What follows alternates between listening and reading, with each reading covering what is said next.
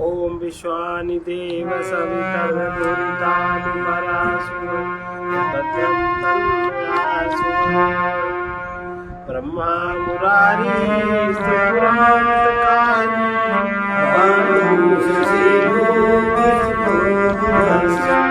गुरुश्च शुक्रः शनिराहु केतवः सर्वे ग्रहाः शान्तिकराः।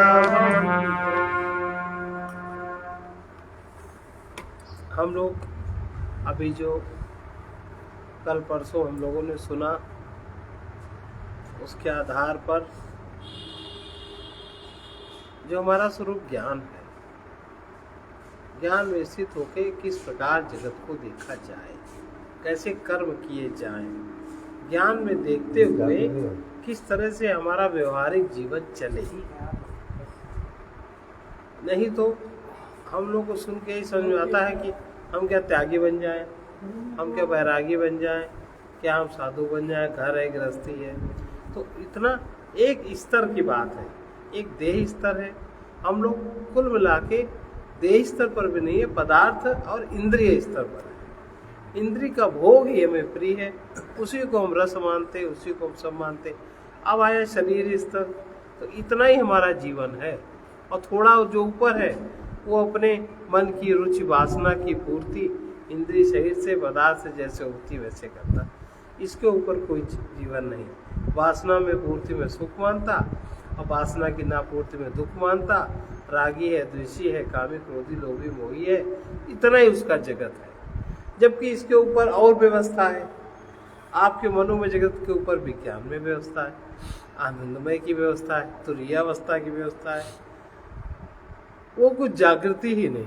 तो अगर कदाचित विज्ञान में कोष में जागृति हो जाए,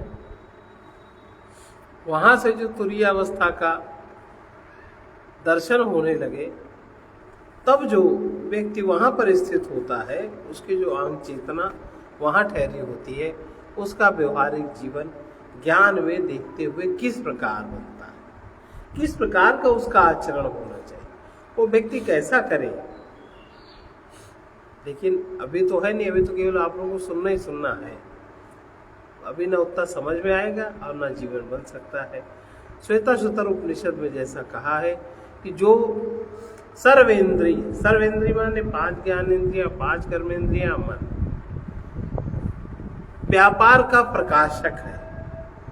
इस व्यापार को जो प्रकाशित करता है, हम लोग व्यापार की क्रिया को देखते हैं, व्यापार की क्रिया में सुख मानते हैं। क्रिया में जो शक्तिहीनता है, उसमें जो शून्यता आती है, हमारे लिए वही सुख है, निषेध सुख, जबकि वो सुख नहीं है, भ्रम है। तो जो सर्वेंद्रिय के व्यापार का प्रकाशक है तथा जो सर्वेंद्रियों से रहित भी है, किसी इंद्रिय की जरूरत नहीं है, जो सर्वप्रभु है, जो सबका ईश्वर है, जो महान है, वही शरण के योग्य है। उसी की शरण लेनी चाहिए, और कोई जगत में शरण के योग्य नहीं है। भगवान गीता में भी ऐसी टाइप की बात कहते हैं कि जिसने अपने अंतःकरण को, मन बुद्धि चित्त अहंकार को वश में कर लिया, मन जिसका वश में हो गया, बुद्धि जिसकी वश में हो गई, अहंकार जिसका वश में हो गया, चित्त जिसका वश में, माने जिसकी अहम चेतना इन चारों के ऊपर तुरीय अवस्था में स्थित होकर जागृत है, तो ये चारों वश में रहेंगे इनसे। और हमारा अहम और हमारा आत्मा अलग किस प्रकार है, ये विज्ञान जिसके अंतःकरण में जागृत हो गया, वो अंतःकरण को वश में कर लेगा। वो पुरुष ना तो कुछ करता हुआ, ना कुछ करवाता हुआ, 9 द्वार वाली देह रूपी पुर में मन से सब कर्मों को त्याग कर आनंद पूर्वक परमात्मा स्वरूप में स्थित रहता है। ये गीता के 4थे अध्याय का 11वां, इस 5वें अध्याय का 13वां श्लोक है। अब ये बात, क्योंकि हम लोग अपने को देही मानते हैं, थोड़े बड़े हुए तो अपने को इंद्रिय मानते, अपने को मन मानते, इसके ऊपर हमारी चेतना नहीं है, तो ये बातें समझ में नहीं आती। जैसे कहा गया है, वैसे तो माया के द्वारा जिनका ज्ञान ढका है वो जीव सम्मोहित रहते हैं। हम लोग एक सम्मोहन की अवस्था में, सम्मोहन की अवस्था में कहीं कोई वियोग हो जाए, कहीं कोई हानि हो जाए, कहीं कोई अपमान हो जाए, कहीं कुछ हो जाए, उसी में कहीं हाय हाय, कहीं वाह वाह, यही सब चलता है। अब जिनका माया के द्वारा ज्ञान ढका है वो जीव सम्मोहित रहते हैं, सोते सोते रहते हैं, जग रहे तब भी वो सोते सोते हैं। और लेकिन जिनका ज्ञान आत्मज्ञान के द्वारा नाश हो गया है, जिनका ज्ञान समाप्त हो गया है, उनका सूर्य प्रकाशवत उस सच्चिदानंद घन परमात्मा को प्रकाशता है। उस ज्ञान के द्वारा जो सर्वत्र परमात्मा सच्चिदानंद घन है, वो उनके प्रकाश को अनुभव करके उस ज्ञानी का जीवन होता है, उस हिसाब से जीता है। अर्थात वो निरंतर उसमें परमात्मा का बोध जागृत रहता है और वो स्थित रहता है। उसका व्यवहारिक जीवन सर्वोपरि उत्तम होता है, व्यवहार में रहता है। भाई शरीर है तो व्यवहार करेगा, शरीर में जो साधन है वो भी करेगा, सुरक्षा भी करेगा, रक्षा भी करेगा, लेकिन एक जो सम्मोहित अवस्था है उसमें नहीं रहेगा। आत्मा माने स्वयं, परमात्मा माने स्वयं का केंद्र, इसका बोध की तथा अपने आत्मा स्वरूप के ज्ञान की, आत्मज्ञान की बहुत बड़ी महिमा का ही है संतों ने। जैसे कि प्रज्वलित अग्नि समस्त ईंधन को भस्म कर देती है, वैसे ज्ञान रूपी अग्नि सब कर्मों को भस्म कर देती है।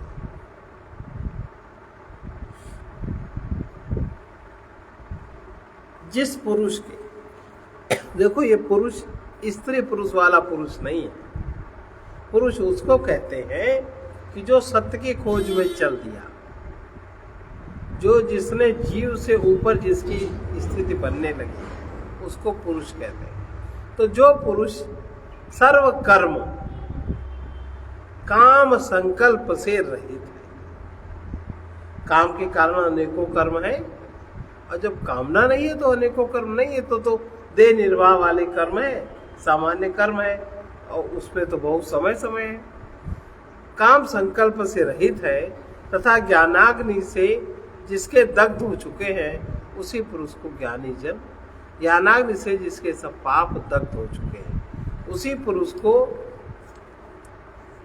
ज्ञानी जन पंडित कहते हैं। ये गीता के 4 अध्याय का 19वां मंत्र। जिस प्रकार से बादलों के हटते ही, मेघों के हटते ही जिस तरह प्रकाश में आंख देखती है, उसी प्रकार से अहंकार के हटते ही ज्ञान स्वरूप आत्मा के प्रकाश में शुद्ध प्रज्ञा के द्वारा दर्शन का आरंभ होता है। इसके नीचे दर्शन का आरंभ नहीं होता।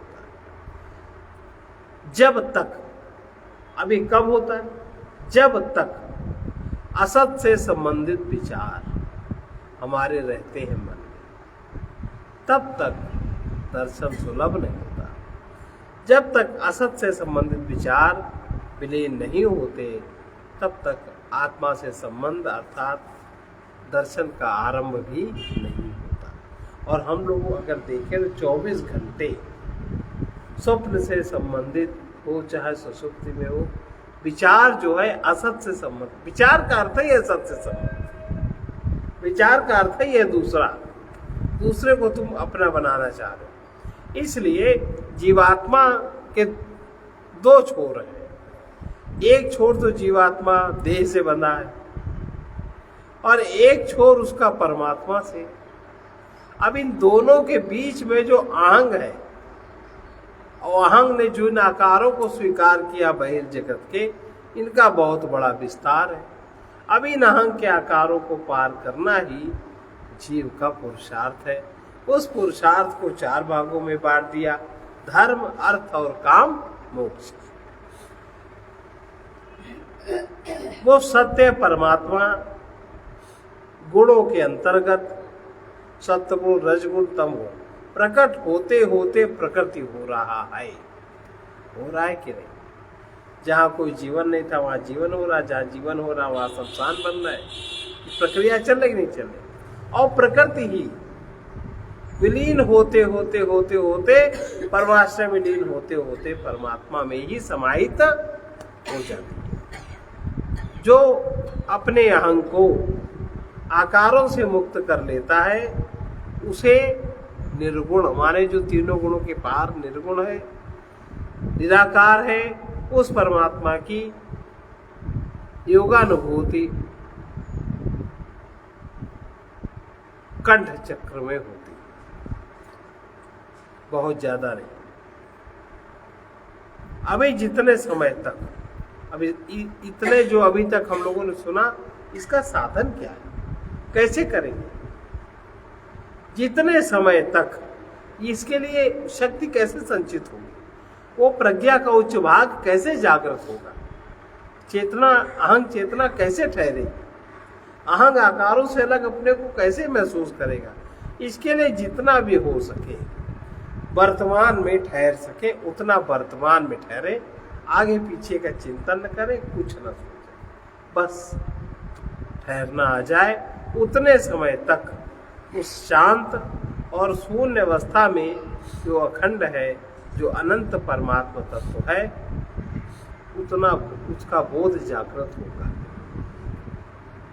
वर्तमान में आगे पीछे के न सोचने से जितना ठहर पाए,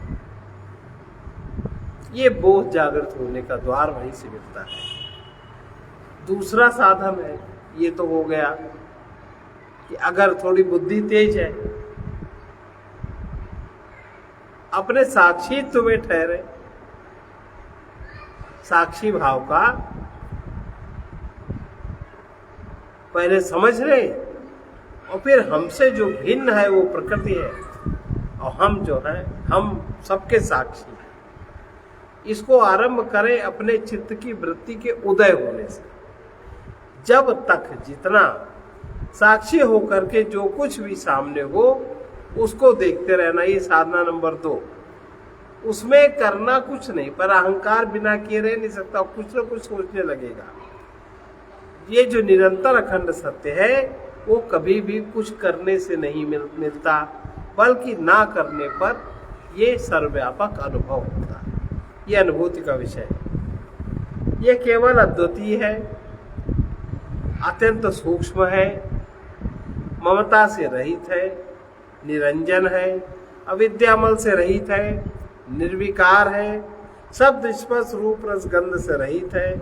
यह निराकांक्षी है, यहाँ कोई आकांक्षा नहीं, ये निराकांक्षी है, सर्वव्यापी अचिंत्य है, ये आत्मा निष्क्रिय है, उसमें किसी प्रकार का कोई संसार नहीं।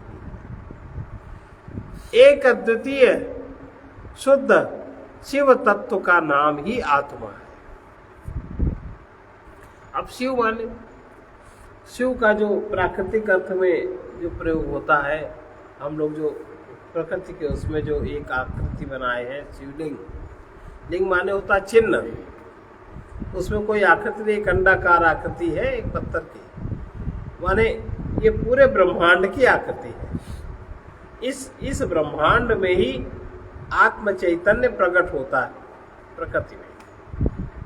नीचे प्रकृति का आधार बना है, आधार प्रकृति का है, उसमें चिन्ह है, मतलब ये आकार। अब उसमें आप जल चढ़ाओ, माने जितने भी प्राणी यहाँ उत्पन्न होंगे सबको तृप्ति चाहिए, तो तृप्ति किससे होती है? जल से। सबके अंदर जो आग है, जल तत्व का चाहे स्थूल रूप हो चाहे सूक्ष्म रूप हो, उसी से जल का ही गुण तो रस है, सबको रस चाहिए, जल चाहिए, इसे जल चढ़ाने का नियम। इतना सा तत्व आत्मा का ज्ञान ना होने तक देहाभिमान रहता है, घोर अज्ञान, देह का अभिमान रहता है, और देहो अहमिति संकल्पो महत् संसार उच्यते। मैं देह हूं, यह संकल्प ही महान संसार है। मैं देह हूं, ये जो संकल्प है, अभी संकल्प में तो हम लोग धारण किए ही है, इसे अलग कभी होते नहीं मन, यही महत् संसार है। और मैं देह हूं, ये संकल्प ही बंधन है और कोई बंधन नहीं। यही अविद्या है और यही अज्ञान है। मैं देह हूँ ये संकल्प महान दुखद बनाता है। मैं देह हूँ ये ज्ञान ही नरक है। इस ज्ञान को धारण करने वाले, इसके अनुसार क्रिया करने वाले ही नरकगामी होते हैं। और मैं देह हूँ ये ज्ञान ही अज्ञान है, यही असत रूप है, यही असत संग है। देह में बुद्धि ही अविद्या है, यही द्वैत में बांध देती है। जहां तक द्वैत है, दूसरा है, वहां तक भय नहीं मिलता। इस प्रकार अपने अविनाशी ज्ञान स्वरूप में देह का भर जाना तथा देह से संबंधित जो पदार्थ है, भूमि, भवन, परिवार आदि, इनको अपने ज्ञान में रख लेना, रखे ही रहना, यही तो असत्संग है। ये असत्संग, और इसके पीछे सत्य संकल्प को छोड़ देना, यही जड़ चेतन की ग्रंथि कहलाती। जड़ चेतन ही ग्रंथि परि गई, यद्यपि मृषा छूटत कठ नहीं। हृदय की चेतना जड़मयी ग्रंथि को ब्रह्माकार वृत्ति से इसका भेदन होता है। ये जो हृदय की चेतना है, जड़मयी जो ग्रंथि है, इसका उपाय क्या है? ब्रह्मानंद, ब्रह्माकार जो वृत्ति है, इसके भेदन से, इसको भेद कर जीवात्मा वो स्थान पा जाता है। चेतना वहाँ समाहित होने लगती है जहाँ परमानंद की अनुभूति निरंतर है। शरीर में ही वो सेंटर है, केंद्र है। और देखिए, एक उपनिषद है तेज बिंदु उपनिषद, बिल्कुल अध्यात्म उपनिषद। उसमें आत्मा के अलावा और कुछ बात कही ही नहीं। उसमें कह रहे हैं संसार से रहित केवल चिन्मात्र ही है, संसार है ही नहीं, केवल चिन्मात्र है। सर्व चिन्मात्र ही है, सब चिन्मात्र ही है, सब अखंड एक रस है। चिन्मात्र की भावना करनी चाहिए। हमारे अपने भाव देह को चिन्मात्र से युक्त रखना चाहिए। और ये जो मैं है, ये जो अहम है, ये अहम देह, मैं देह हूं ऐसा नहीं, मैं परब्रह्म रूप, ये मेरा अहम है, ये परब्रह्म रूप है। मैं परमानंद रूप हूँ, मैं केवल परम रूप हूँ, मैं शांत स्वरूप हूँ, मैं केवल चिन्मय नित्य हूँ, शाश्वत हूँ, मैं केवल सत्य स्वरूप हूँ, मैं केवल अहंकार को त्याग करके केवल हंग रूप हूँ, सर्व से रहित स्वरूप हूँ, मैं चिदाकाश मैं हूँ, मैं केवल ज्ञान स्वरूप हूँ, केवल प्रिय रूप। प्रियता के अलावा, प्रेम के अलावा और कुछ भी हमारे में नहीं है। निर्विकल्प, निरीह, निरामय मैं ही हूँ, निर्विकार हूँ, अव्यय हूँ, मैं अद्वैतानंद मात्र हूँ। ये अनुभूति के उद्गार है। मैं बोध स्वरूप एक रस हूँ, मैं मोक्ष आनंद एक सिंधु हूँ, सूक्ष्माति सूक्ष्म हूँ, अक्षर हूँ, मैं केवल आत्मा हूँ, मैं ही त्रिगुणातीत हूँ। मैं ही त्रिगुणातीत हूँ, मैं कूटस्थ चैतन्य हूँ। कूटस्थ माने आत्मा, आत्मा माने चेतन। मैं सत्ता मात्र हूँ। इस प्रकार बहुत विस्तार से चिन्मात्र बोध का गान तेज बिंदु उपनिषद में बड़े भाव धारा के साथ है। कभी अगर किसी को मिले तो ये उपनिषद जरूर पढ़ना चाहिए। यहाँ थोड़ा संकेत, इसी प्रकार से एक उपनिषद और है मैत्रेयी उपनिषद, उसमें भी इसी तरह की बातें लिखी हैं। यही सबसे उत्तम, वही सबसे उत्तम मुमुक्षु है जो तत्व वस्तु आत्मा का चिंतन जिसके चित्त में निरंतर रहता है। मतलब जिसको ज्ञान हो जाएगा उसी को चिंतन तो रहेगा। अभी ज्ञान नहीं तो भी जड़ का चिंतन, चैतन्य का ज्ञान होगा तो वही चिंतन रहेगा। वो मध्यम अधिकारी है जो वेदांत शास्त्रों के चिंतन में लगा रहता है, और वो अधम अधिकारी है जो मंत्र के चिंतन में तल्लीन रहता है। वो अधमाति अधम पुरुष है जो तीर्थाटन में व्यस्त रहता है। सबसे अधमाति अधम, जो सिद्धि तत्व ज्ञान के लेश मात्र से हो जाती है, वो सिद्धि तप, तीर्थ, जप, दान, दूसरे पवित्र पदार्थों से कदापि नहीं होती। ऐसा श्रीमद् भागवत के 11वें स्कंद के 19वें स्कंद का चौथा मंत्र है। श्रीमद् भागवत। जो आत्मा रूपी तीर्थ को परित्याग कर बाहर तीर्थों में दर्शन करने के लिए भटकते हैं, स्नान करते हैं, वो हाथ से महारत्न को छोड़कर कांच की खोज में भटकते रहते हैं।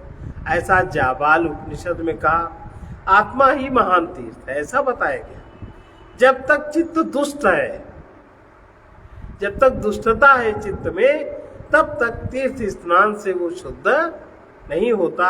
तीर्थ स्थान अज्ञानी के लिए तो ठीक है, लेकिन ज्ञानी के लिए तीर्थ स्थान का महत्व तो ठीक नहीं है।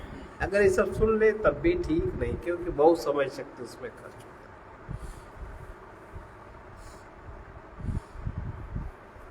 शिवम पश्यन्ति मूढ़ात्मा, शिवम पश्यति मूढ़ात्मा, शिवे देहे प्रतिष्ठिते, शिवे देहे प्रतिष्ठिते। देह में जो स्थित है, जो सदा शिव है, उस शिव को मूढ़ात्मा नहीं समझ पाते।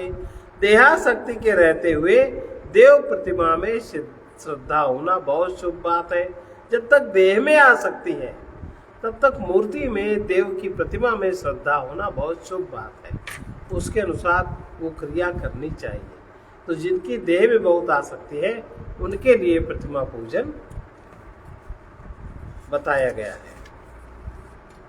वास्तव में अज्ञानी जनों में, जड़ता से घिरे लोगों में, अविद्याग्रस्त लोगों में भगवत भाव जगाने के लिए ज्ञानियों ने, ऋषियों ने प्रतिमा का सहारा बताया। अगर वो उस प्रतिमा का सहारा नहीं लेंगे तो जो प्रतिमा में वो आसक्त है, जो उनकी आसक्ति है, उसी का मनन चिंतन चलेगा, बाकी वो कुछ समझ नहीं सकते। अज्ञानां भावनार्थाय प्रतिमाः परिकल्पिताः, प्रतिमाः परिकल्पिताः। ये जाबाल उपनिषद में कहा गया है, अशरीरम शरीरेषु महांतम विभुमीश्वरम, महांतम विभुमीश्वरम। शरीर से रहित जो सच्चिदानंद परमात्मा देव है, सो अपने शरीर में ही व्यापक है। वो आनंदमय अविनाशी है, ऐसा जानना चाहिए। इस अविनाशी सत परम तत्व का बोध शुद्ध प्रज्ञा द्वारा ही होता है। अतः सभी जन इसके अधिकारी नहीं होते। न ये उपदेश सबको करने का, न ये इस तत्व का मंत्र दान या उपदेश नहीं किया जाता हर एक को। अधिकार भेद से शास्त्र का निर्णय है। अधिकारी कौन? उत्तमा सहजावस्था, द्वितीया ध्यान धारणा, तृतीया प्रतिमा पूजा, होम यात्रा चतुर्थिका। विज्ञान में पुरुष, जिसका विज्ञान में कोष जागृत हो गया। अभी हमारा मनोमय कोष जागृत हो, अभी हमें बैठने की भी अकल नहीं, उठने की अकल नहीं, बड़े जनों से मिलने की अकल नहीं, उनसे बोलने की अकल नहीं, कुछ नहीं अकल है। ऐसे लोगों के साथ किस किस तरह क्रियाएं पाप बन जाती है, कैसे बोलना अपराध बन जाता है, अभी कुछ हम लोग कुछ जानते ही नहीं। तो विज्ञान में कोष जिनका जागृत है, उस पुरुष को बिना कुछ किए ही आनंद की अनुभूति होती रहती है। माने वो मस्त रहता है, वो केवल दृष्टा रहता है, करता नहीं होता।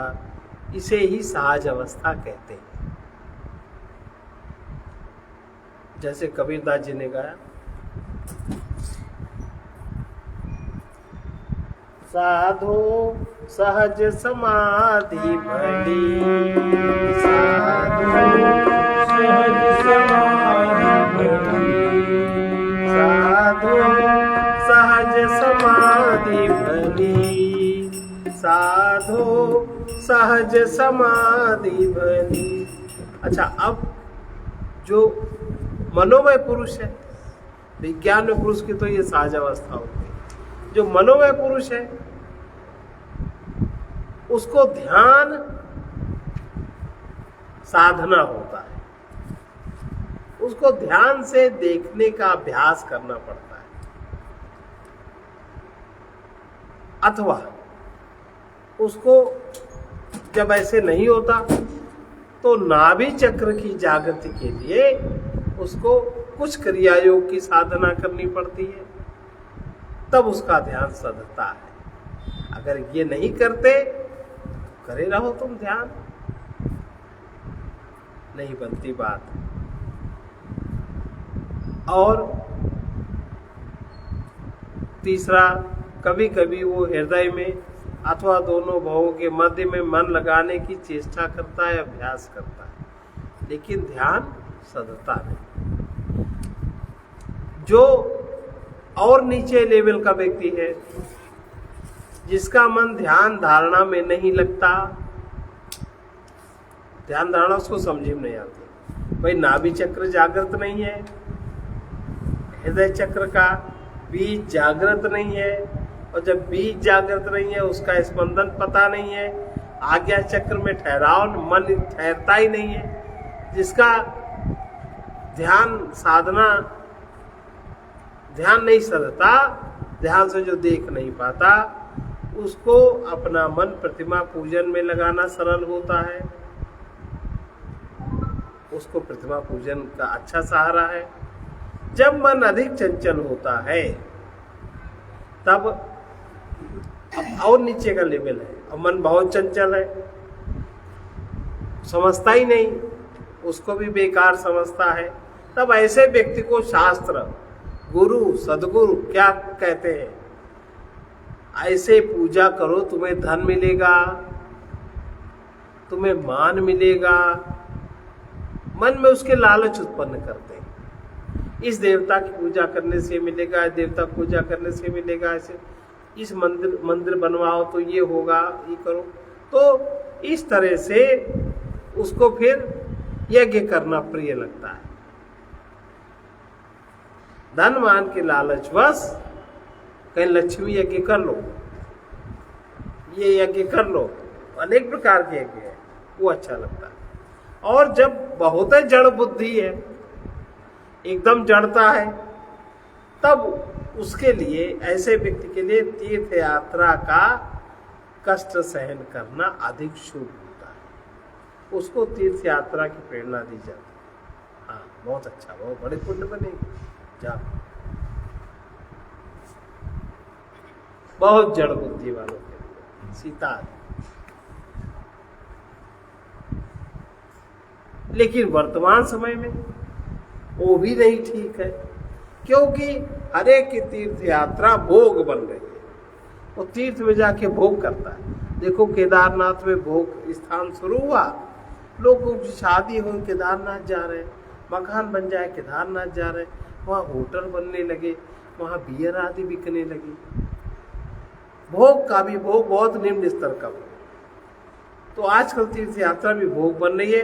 अब तीर्थ यात्रा जाके कोई पुण्य बढ़ाएगा ऐसा संभव नहीं है, तपस्या होएगी ये भी संभव नहीं है, बल्कि पहले का संचित पुण्य घट जाएगा। पहले का संचित पुण्य घट जाता है आजकल तीर्थ जाने से। प्रायः इस समय एक और साधन चल रहा है, जब से राम मंदिर बना, अखंड पाठ खूब चल रहा है। ये हमेशा चलता रहा। कहीं के नवरात्र वगैरह में देखो जवाबी कीर्तन धुआंधार, खूब अल्लाह मचाते। कृष्ण लीला, रास लीला, चित्त की शुद्धि का साधन सिद्ध नहीं हो रहे हैं। ये सब भोग के साधन आजकल हो रहे हैं, और अहंकार करने वाले का तृप्त हो रहा है। इसमें भी आजकल ये दोष हो गया है। जब तक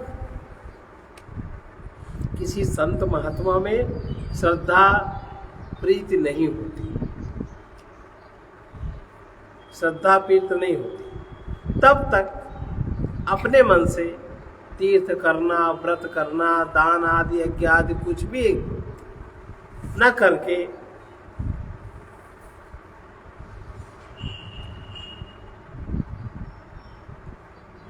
कुछ भी न करे, कुछ भी कोई नहीं करता जब तक संत महात्मा में किसी की श्रद्धा प्रीति नहीं होती, तब तक वो अपने मन से तीर्थ, व्रत, दान अपने मन से जो भी करता रहता है, पूछ के नहीं करता। लेकिन अगर श्रद्धा हो गई है तो उससे पूछ के करने का आदत होना चाहिए और पूरी बात समझ लेनी चाहिए कि ज्ञान में कैसे मुक्ति संभव है। भक्ति की साधना भी समझ लेनी चाहिए, क्योंकि जब तक किसी महात्मा के साथ उपासना का अवसर नहीं मिलता, आप उसके साथ बैठेंगे नहीं, सुनेंगे नहीं, समझेंगे नहीं, ये अगर सौभाग्य प्राप्त है तो फिर बाह्य तीर्थ करना, हवन करना, प्रतिमा पूजन आदि करना, इसकी आवश्यकता फिर नहीं रह जाती। यहाँ से असली यात्रा शुरू होती। लेकिन हृदय से श्रद्धा बने तो किसकी श्रद्धा स्थिर होती है? जो थोड़ी बहुत श्रद्धा स्थिर होती है तो कितनी जल्दी श्रद्धा होती, देर नहीं लगती। जहाँ मन की ना हो पाए वही श्रद्धा हो। और जो गुरु है, महात्मा, वो तुम्हारे मन की तो कर नहीं सकता। तुम्हारा हितैषी है, वो तुम्हारे मन की नहीं कर सकता। इसलिए संत, महात्मा या सदगुरु उस ज्ञान गंगा में स्नान कराते हैं जहाँ काम, क्रोध, लोभ, मोह, अभिमान आदि मन के सारे मल धुल जाते हैं। स्नान वो भी कराते हैं जो श्रद्धा के होने पर भी, श्रद्धा है और गुरुजनों से विमुख है, हम नहीं मानते किसी को, सब ढोंगी पाखंडी ऐसे विमुख रहकर मनमुखी रहते, नहीं मानते, अपने मन की ही मानते हैं। उन्हीं के मल बाह्य तीर्थ से, यज्ञ, दान आदि से नहीं धुलते। अगर समझ में आता है तो तीर्थ, व्रत, स्नान, दान करके देख लेना चाहिए।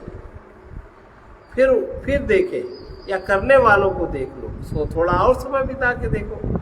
इसलिए अगर तुम्हें कोई सब बातों का पंडित जी समझता है, भाई ये ज्ञानी, इनसे पूछ ले, यही तो है। विद्वान हो, व्याख्यान देने की कला है, कुशल उपदेशक है, वो गुरु है, ऐसी बात नहीं, वो गुरु नहीं हो सकता। ये सब तो कला है, अभ्यास होकर के कोई भी कर सकता है। ऐसे बहुत एक देखा था उसमें फेसबुक में, कोई एक 7-8 साल की लड़की है, उसको भागवत रटी है, पूरी भागवत क्या रटी है, 2, 4, 10, 20 श्लोक रटे होंगे। वो बैठ के मंच में लोग कथा करने लगे, लोग धन उत्पन्न करने लगे उससे।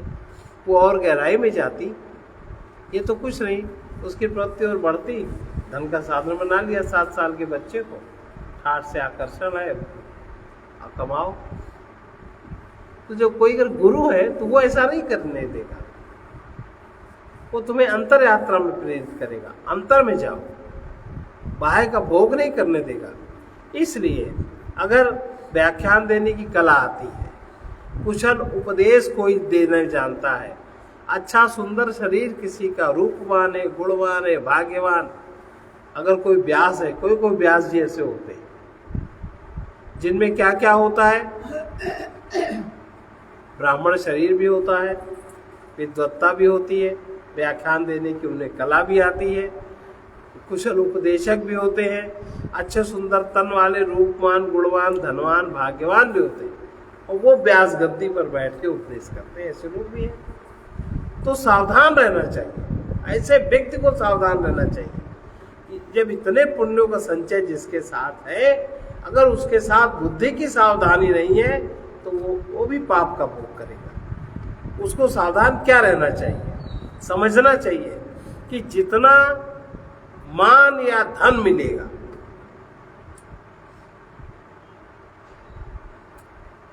चाह रहित होने पर तो मिलता नहीं, अनेक प्रकार की चाह का षड्यंत्र करना पड़ता है, अनेक प्रकार का प्रकरण करना पड़ता है।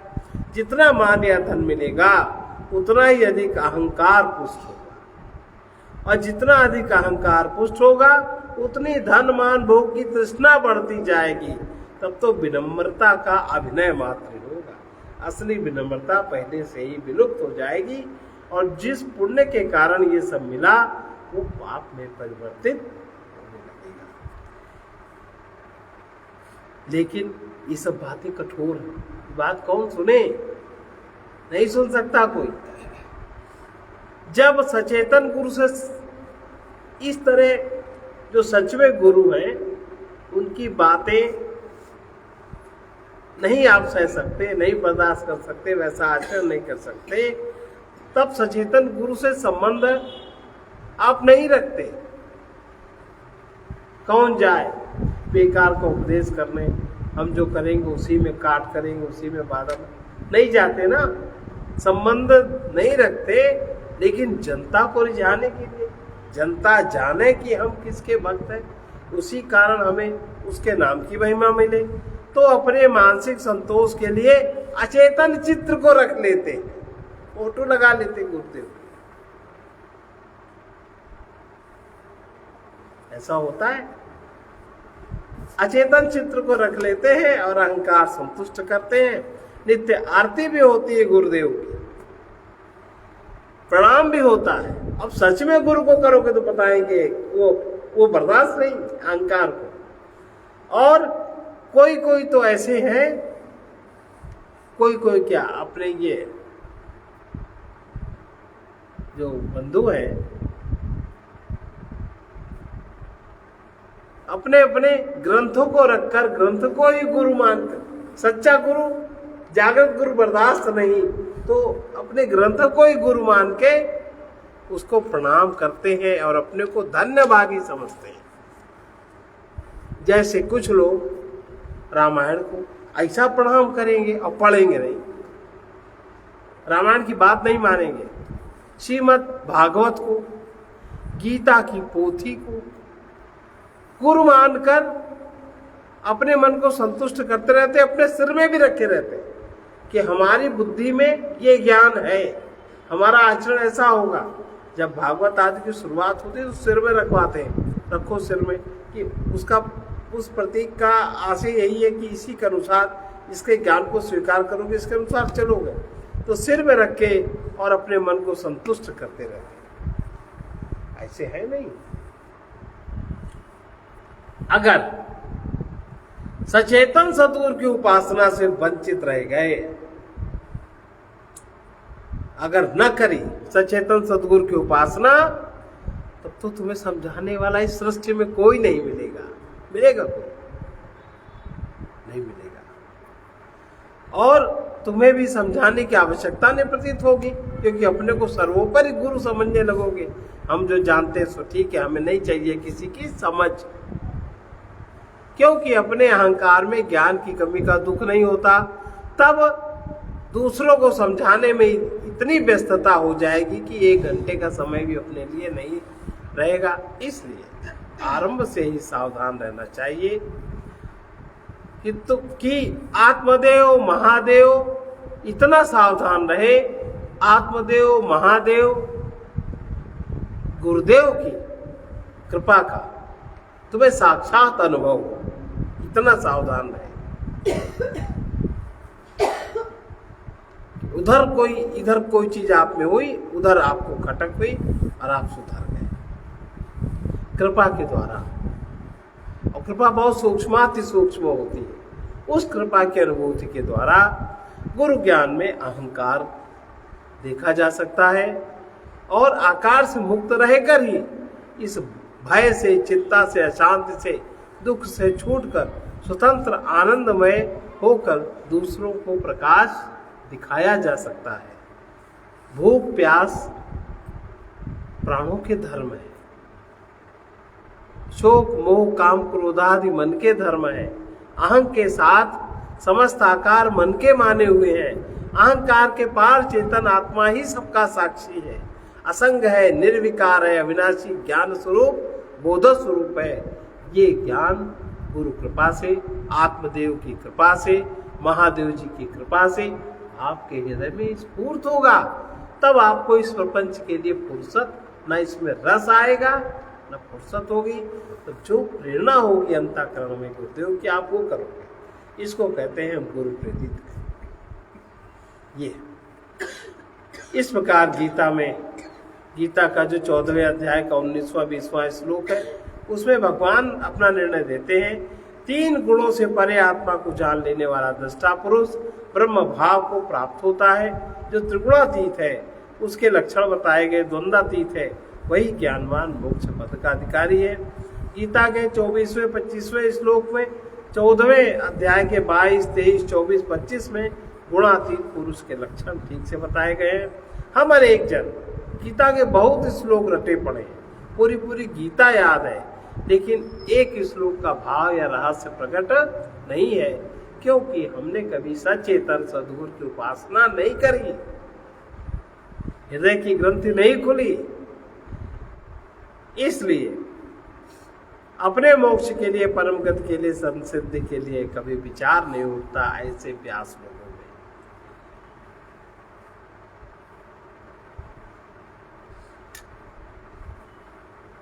ये घट में रहने वाला आत्मा सबका साक्षी है, सर्व की बुद्धि रूपी गुहा में स्थित है और सर्व इंद्रियों से, प्राणों से अतीत है। वही आत्मा जागृत, स्वप्न, सुषुप्ति तीनों अवस्थाओं से अतीत में सर्व को ग्रहण करने वाला मैं हूँ। मैं सर्वत्र परिपूर्ण सच्चिदानंद सर्व का आत्मा हूँ और सभी का प्रेमास्पद मैं आत्मा ही हूँ। ये गीता पढ़ने सुनने वालों का जो प्रेमास्पद आत्मा है वो मैं हूँ, ऐसा बता रहे हैं। ध्यान से ये देखना चाहिए जो गीता पढ़ते हैं कि भगवान ने क्षर, नाशवान और अक्षर, अविनाशी दो प्रकार के पुरुष बताए। इनमें जो सभी प्राणियों के शरीर हैं वो तो नाशवान है, क्षर है, और प्राणियों में जो कूटस्थ चैतन्य स्वरूप जीवात्मा है वो अविनाशी है।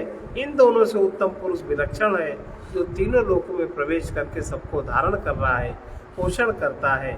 वही सदा एक रस रहने वाला अव्यय परमेश्वर परमात्मा है। ऐसा गीता के 15वें अध्याय के 16 और 17वां श्लोक। जो तत्व को जानने वाले हैं, जो तत्ववेत्ता हैं, जो ज्ञानी जन हैं, वो इसी पुरुषोत्तम परमात्मा को सर्वभाव से अपने आप से अभिन्न जानकर समग्र वृत्ति को परमात्मामय ब्रह्ममय बना देता है। इस प्रकार हम लोग अपना अपना निरीक्षण करें कि हमारी प्रीति में, हमारी वृत्ति में विनाशी भरा है कि अविनाशी। हम क्षर के उपासक हैं कि हम अक्षर के। हमारी वृत्ति ब्रह्ममयी है कि पदार्थमयी है, या ब्रह्ममय परमात्मामय है। और हमारी अनेक प्रकार की धारणा, स्वीकृतियां, हमारे विश्वास अत्यंत काल्पनिक और असत्य है।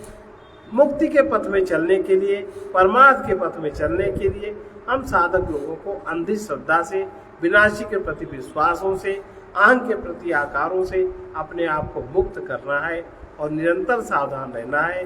क्योंकि बार बार समझना चाहिए कि चेतना ही दृष्टा है और जो हम हैं वो दृष्टा चेतन ही है। चेतना में ही ऐसा अभ्यास होने पर चेतना में ही विश्राम होता है। विपरीत देहाभ्यास जो दृढ़ हो गया है उसमें आत्माभ्यास दृढ़ करना चाहिए। जीवन प्रवाह में अहंकार एक भंवर के समान है। नाम रूप भरते रहना अहंकार का स्वभाव है, खाली चैतन्य का स्वभाव है। अनेक प्रकार के इंद्रियों के स्वामी, अनेक प्रकार की इंद्रियां हैं, 5 प्रकार की तो हैं ही। उनका स्वामी मन है, मन का स्वामी प्राण है, प्राण का स्वामी नाद है, और नाद में लय होने से अपने मुक्त स्वरूप का अनुभव होता है। वहीं से परमार्थ की यात्रा आरंभ होती है। अनाहत चक्र में, हृदय आकाश में जो शून्यता है वहां नाद सुनाई पड़ता है। उसके ऊपर जो विशुद्ध कंठ चक्र अति शून्य में नाद सुनते हुए मन उसमें तल्लीन होता है। साधक लोग कोई कोई कर्ण छिद्रों को बंद करके नाद सुनते हैं, ये विधि ठीक नहीं। 15 दिन में नाद सुनने की इस क्रिया में जो बाहर से बंद करके सुनते हैं, 15 दिन में थोड़ा थोड़ा मन शांत होने लगता है। जहां कोई शब्द नहीं, शब्द रहित ब्रह्म को ही परमात्मा कहा जाता है। समस्त वृत्तियों का लय इसी परमात्मा में होता है। इसलिए नादानुसंधान, सांभवी मुद्रा, श्वास की गति से, मन से श्वास की गति को मन से देखते रहना, जो चाहता है योग बोध प्रेम, उसको इसमें सावधान रहना चाहिए। और जिन जड़ानाम तो यो दृष्टा सोच्युतो ज्ञान विग्रह स एव ही महादेवा स एव ही महाहरि। जो चेतन तथा जड़ का दृष्टा है सो अच्युत ज्ञान स्वरूप विग्रह है, यही महादेव रूप है, यही महाहरि है, महाविष्णु है। जो शिव है वही कर्म के पास में जीव बन जाता है, कर्म के घेरे से बाहर वही शिव हो जाता है।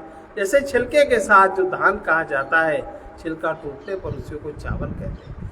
पाशबद्धस तथा जीवा, पाशबद्धस तथा जीवा पाश मुक्तो सदा शिवा। भगवान कृष्ण ने श्रीमद् भागवत में उद्धव जी को कहा कि जब हृदय में चेतन और जड़ की ग्रंथि छूट जाती है तब सब संशय समाप्त हो जाते हैं, सब कर्मों का बंधन समाप्त हो जाता है। तब चराचर में जो आत्मा है, अपने हृदय में जो आत्मा है, उसमें एकता का बोध अनुभव होता है। ऐसा भागवत के 11वें स्कंद के दूसरे पाद का 30वां श्लोक है। भगवान ने यह भी कहा कि जो मूढ़ पुरुष आत्मा को नहीं जान पाते, जिनकी ज्ञान चक्षु नहीं खुल पाते, वही सबके प्रकाशक आत्मा परमात्मा को नहीं देख पाते, और जिनके ज्ञान चक्षु खुले हैं वही सब आत्मा के प्रकाशक आत्मा परमात्मा को देख पाते। सर्वत्र एक अखंड चैतन्य रूप आत्मा की ही सत्ता है, आत्मा के बिना अन्य कुछ है ही नहीं। आत्मा स्वयं के संकल्प को लेकर ही बंधा हुआ है, संकल्प रहित होने पर यह आत्मा ही मुक्त अनुभव करता है।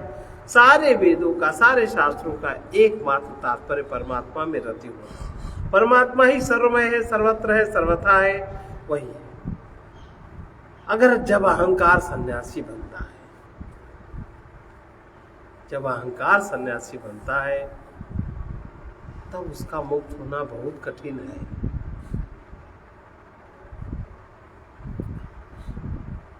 जब आत्मदेव की कृपा होती है तब अहंकार से मुक्ति मिल जाती है। परम गुरु दत्तात्रेय भगवान कहते हैं, अपने में ज्ञान मात्र का अनुभव करो, तुम ज्ञान के विषय नहीं हो सकते। तस्मात् संकल्प मात्रस्य वर्तनात् परतः स्थितं शेषं शुद्ध चित्ते सेवं शुद्ध चित्ते रूपं स्वात्मम् उपलक्ष्य अतः संकल्प मात्र के त्याग से, मात्र अगर संकल्प का त्याग हो जाए तो इस संकल्प मात्र के त्याग मात्र से सबसे अतीत शुद्ध चेतन स्वरूप जो शेष रह जाता है, उसी को अपना आत्मा जानना चाहिए। इस प्रकार संकल्प त्याग के द्वारा जो शुद्ध स्वरूप में स्थित हो जाता है वही मोक्ष पद का अधिकारी है। बंधन की अस्वीकृति अथवा निवृत्ति ही मोक्ष है। ऐसा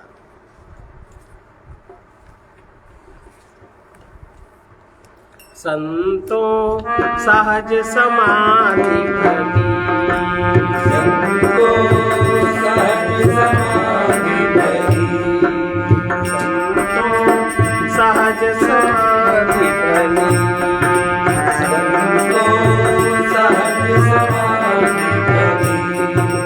गुरु प्रताप भयो जातिन से, गुरु प्रताप भयो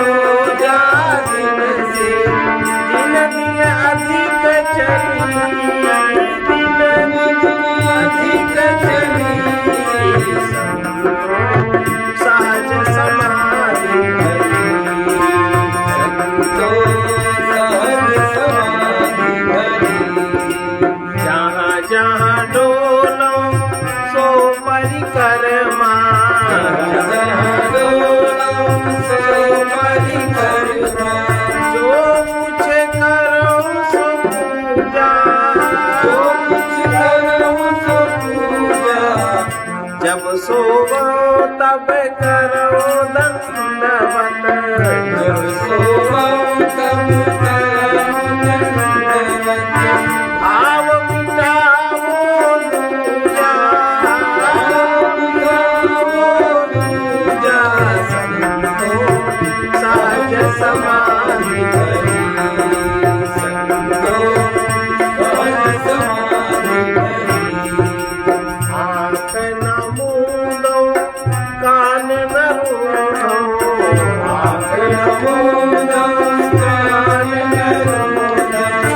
काया कष्ट न धारो, खुले नयन हसी हसी पहचानो,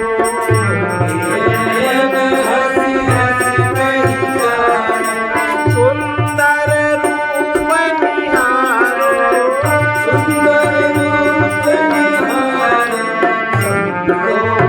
सहज समाधि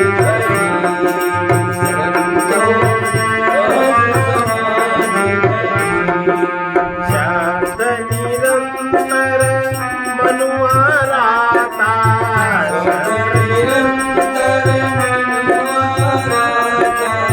मलिन वासना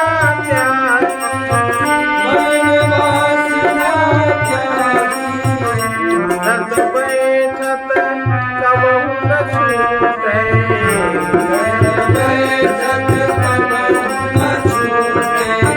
ऐसी तारी लागी,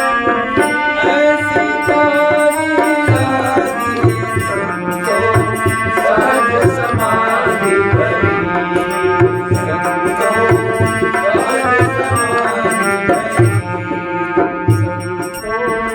सहज समाधि बनी,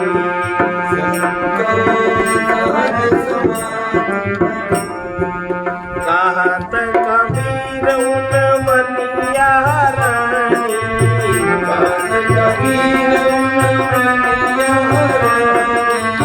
सो प्रगट कर गाई,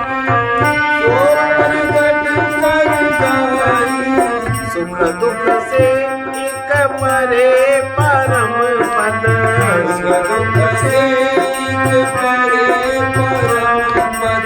सो पद ही सुखदाई,